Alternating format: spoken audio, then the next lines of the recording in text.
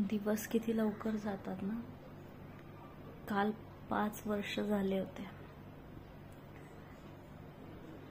आम्ही जेव्हा ही सोसायटी पहिल्यांदा बघायला आलो होतो. माझं आणि विनीतचं लग्न ठरल्यावर सगळ्यात आम्ही घर बघायला सुरुवात केली की आम्ही आता कुठे राहणार आहोत. सो खूप सोसायटीज बघितल्यानंतर आम्हाला ही सोसायटी खूप आवडली जिथे आता मी राहते. म्हणजे मी एकटी राहते आता. लग्नानंतर आम्ही इथे पहिल्यांदा आलो. लग्न झाल्यावर 4 वर्षाचा संसार आणि त्याच्यानंतर विनीतची डेथ.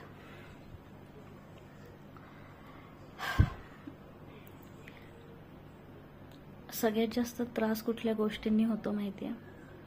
आठवणी.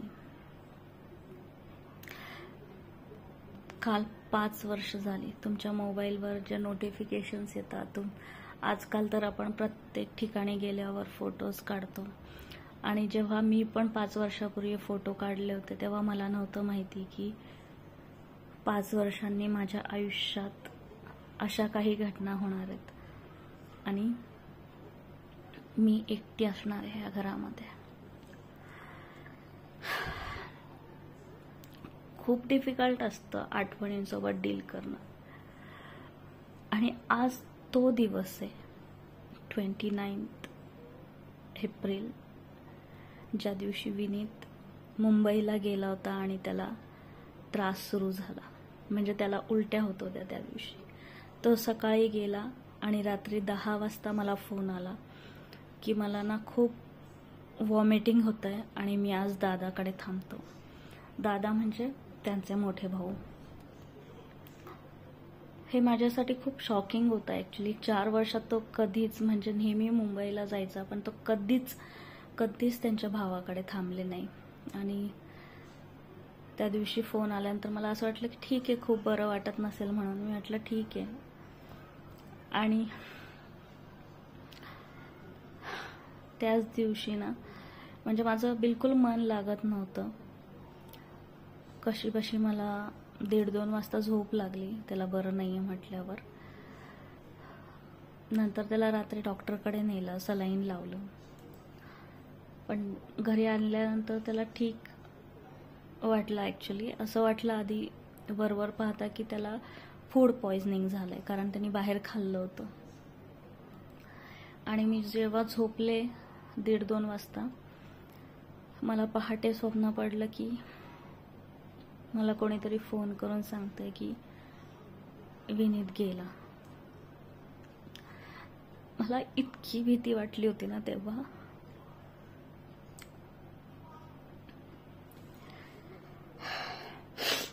सकाळचे 5:30 वगैरे होत असतील. मग मी त्याला फोन नाही केला. म्हटलं नंतर फोन करते, त्याला रात्रभर झोप नाहीये.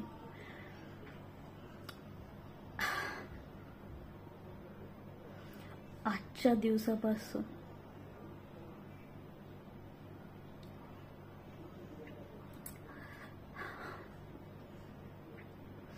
तो हळूहळू शेवटाकडे चालला होता.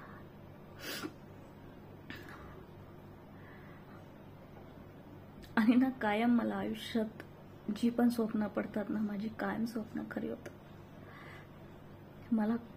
मला सतत वाटत होतं की तेव्हा माझं हे स्वप्न खरं नको होऊ दे म्हणून.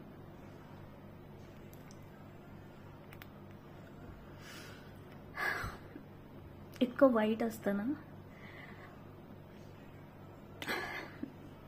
इतकं वाईट असतं. म्हणजे आमचं अरेंज मॅरेज, खूप लेट आमचं लग्न झालं. त्याच्या घरचे आम्हाला कधीच सपोर्ट नाही केला. खूप स्ट्रगलिंग मॅरेज होतं आमचं. त्याच्या आई वडिलांनी किंवा त्याच्या फॅमिली मेंबर्सनी कधीच आम्हाला सपोर्ट नाही केला. आम्ही खूप फायनान्शियल क्रायसिसमध्ये होतो, पण कधीच कोणी आम्हाला सपोर्ट नाही केला. आमचे खूप वाद झाले. पण ते नवरा बायकोचा बॉन्ड असतो ना, मी पण त्याला कायम म्हणायचे की तू किंवा मी दोघांपैकी एक जण जोपर्यंत जिवंत आहे तोपर्यंत आपण वेगळं नाही व्हायचं. आणि तो पण मला तेच म्हणायचं, तू तेव्हा सुटशील जेव्हा मी जाईल. आणि शेवटी तसंच झालं.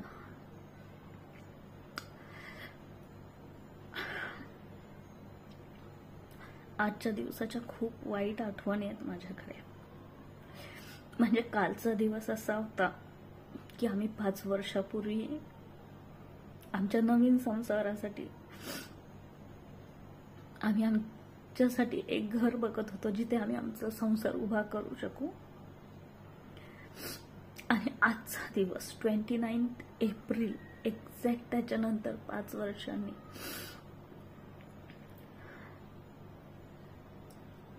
तो त्याच्या शेवटाकडे जाणार होता. जेव्हा आपण लग्न करतो ना तेव्हा आपल्याला माहिती पण नसतं ह्या नात्याचं पुढे काय होणार. सगळेजण खूप चांगला विचार करून लग्न करतो की आता आपण हे करूया ते करूया. विनीत मला नेहमी म्हणायचे की आपलं एवढं उशिरा लग्न होत आहे ना, इतक्या लेट, तर ना आपल्या आयुष्यातली जेवढे वर्ष आपण एकमेकांना नाही देऊ शकलो, कारण की खूप लेट लग्न झालं तर त्यांचं म्हणणं असं होतं की जे आयडियल वयामध्ये लग्न व्हायला पाहिजे त्या वयामध्ये लग्न नाही झालं आपलं, तर ती आधीची 10 वर्ष फास्ट फॉरवर्ड मध्ये जगू. ती 10 वर्ष मला माझ्या आयुष्यातून गायब करायची.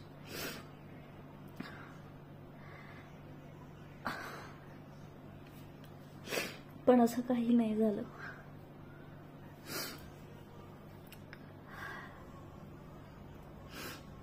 असं काही नाही झालं.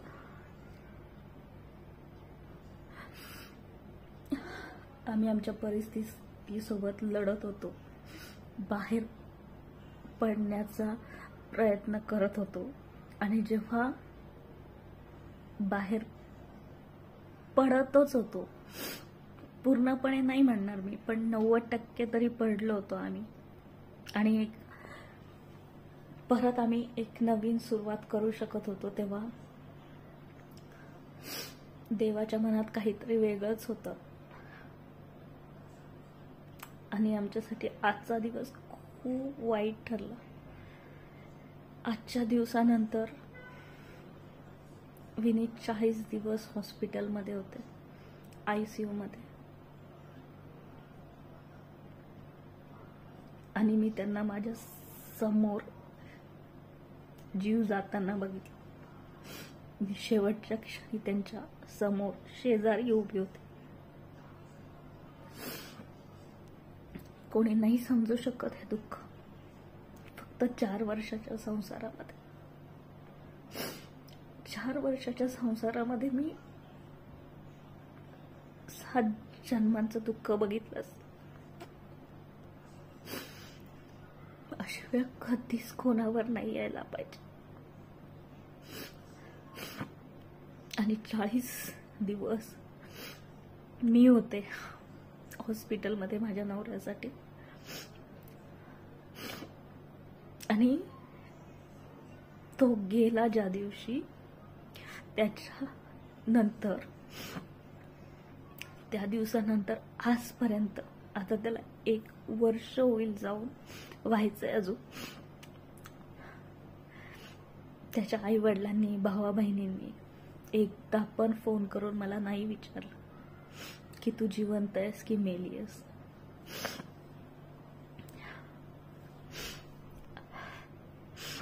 असं नाही व्हायला पाहिजे. एखादी मुलगी तुमच्या घरची सून बनते, तुमच्या मुलासाठी आई वडिलांचं घर सोडून येते, तुमच्या घरची लक्ष्मी असते. ती फक्त तुमच्या मुलाच्या जाण्याने तिच्यासोबत असलेलं नातं नाही संपत.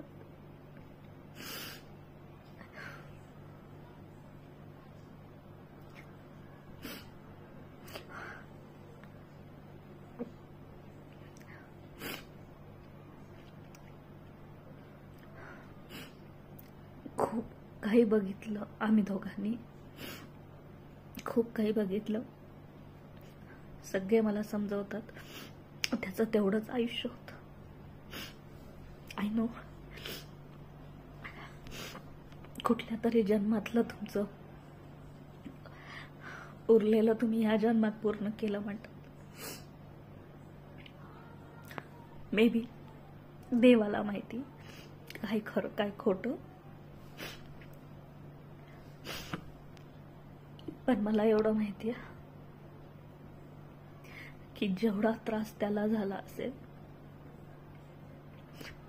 तेवढाच त्रास मलाही झाला, आणि त्याच्या कित्येक पटींनी आजही मला होतो. कारण जाणारा माणूस निघून जातो आणि मागे खूप आठवणी राहतात, आणि त्या आठवणींनी त्रास होतो मागच्या माणसाला. खूप त्रास होतो.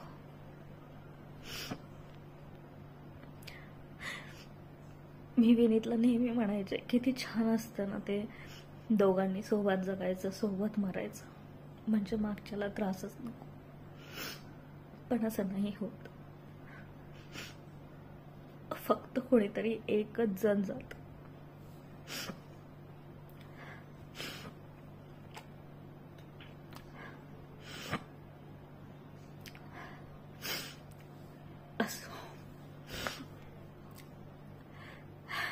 मी फक्त एवढंच म्हणेन की तुमच्या आयुष्यात तुमचा जोडीदार, तुमचा प्रियकर, तुमचा मित्र, तुमची फॅमिली, जे पण लोक तुमच्या आयुष्यात आहेत, जे तुमच्यासाठी इम्पॉर्टंट आहेत आणि ज्यांच्यासाठी तुम्ही इम्पॉर्टंट आहात, त्या व्यक्तींना गमावू नका. आपल्याला काही बोलायचं असतं ना त्यांच्यासोबत, देव संधी नाही देत आपल्याला बोलण्याची, ना आपल्याला देतो ना त्यांना. म्हणून वेळ आहे तोपर्यंत त्यांच्या सगळ्यांसोबत वेळ घालवा.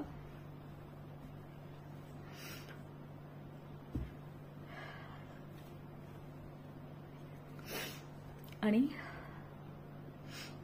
खुश राहा आयुष्यात. तुमचा जोडीदार तुमच्या सोबत असणं ह्यापेक्षा मोठी गोष्ट नसते जगात कुठली.